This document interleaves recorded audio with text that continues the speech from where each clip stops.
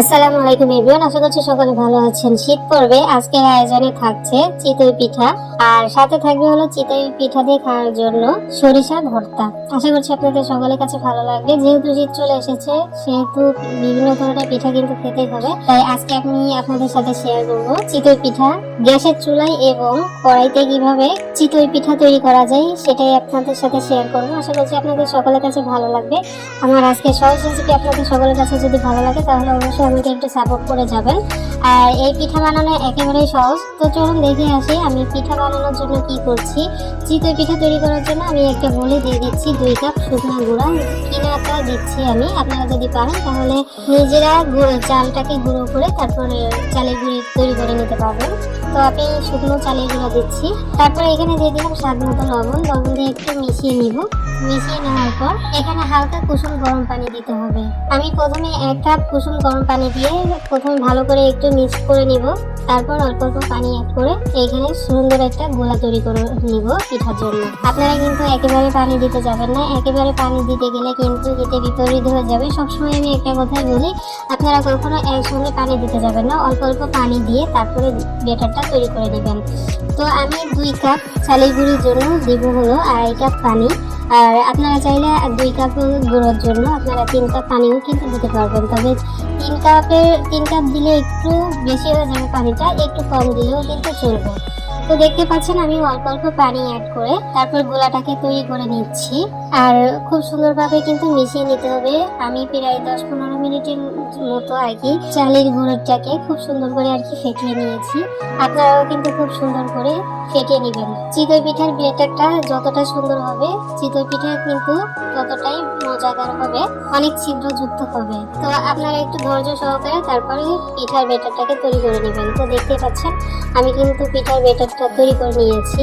আর পিঠার ব্যাটারটা পারফেক্ট হয়েছে কিনা সেটা আপনারা কিভাবে বুঝতে পারবেন, চামচের উপরে এরকম একটু আঙ্গুল দিয়ে টান দিলে দেখা যাবে যে 2 পাশ থেকে লেগে যাচ্ছে না, এরকম সাদা হয়ে আছে। তখন বুঝবেন যে পিঠার ব্যাটারটা কিন্তু খুব সুন্দরভাবে হয়েছে, একদম পারফেক্ট ভাবে কিন্তু তৈরি হয়ে গেছে। তো তারপর আমার পিঠার ব্যাটারটা আমি তৈরি করে নিয়েছি। এখন চলে এসেছি চুলায় আমি দেখতে পাচ্ছেন আগে থেকে একটা কড়াইয়ের মধ্যে আমি আগে কয়েকটা পিঠা তৈরি করে নিচ্ছিলাম।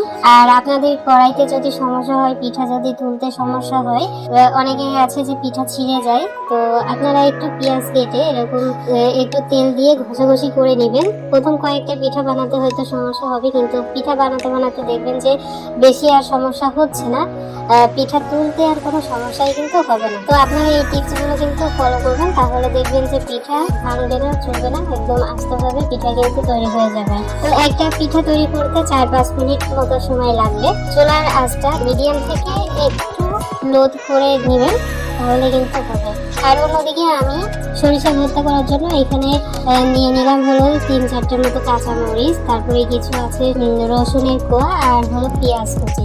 এগুলো দিয়ে আমি তেল ছাড়া আর কি খালি খোলায় ভেজে নিচ্ছি।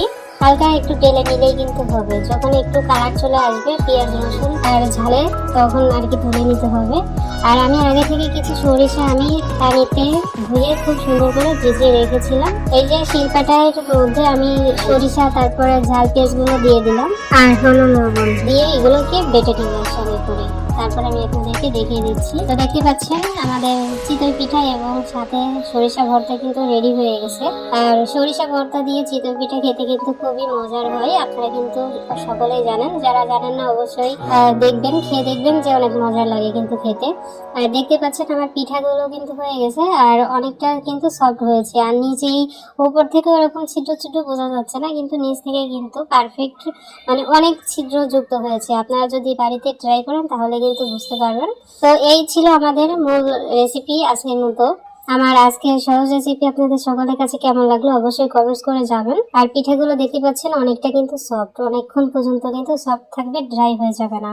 সো ফাইনালি আমার আজকের রেসিপি এতটুকুই। সবাই অনেক ভালো থাকবেন, সুস্থ থাকবেন।